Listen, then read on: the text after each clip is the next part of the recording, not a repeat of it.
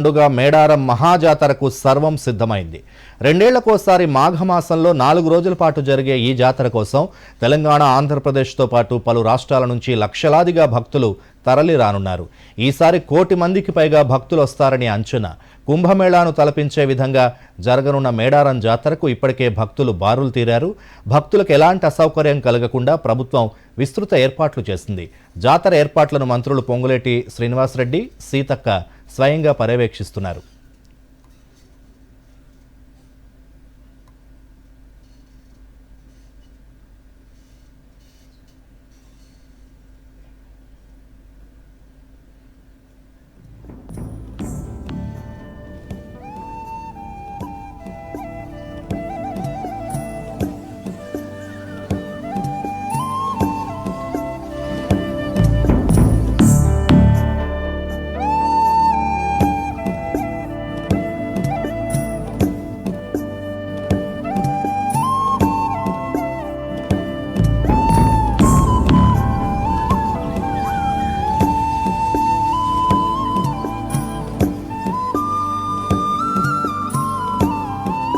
మహబూబాబాద్ జిల్లా గంగారం మండలం పూనుగొండ దేవాలయం నుండి సమ్మక్క భర్త పగిడిద్దరాజు, ములుగు జిల్లా కన్నేపల్లి నుంచి జంపన్న గిరిజన సాంప్రదాయాల నడుమ శివసత్తుల పూనకాల మధ్య మేడారానికి బయలుదేరారు.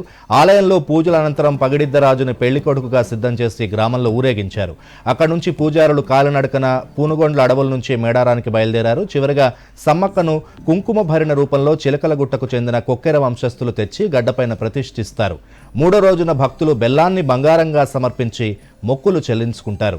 4వ రోజున దేవతలు వనప్రవేశం చేయడంతో జాతర ముగుస్తుంది.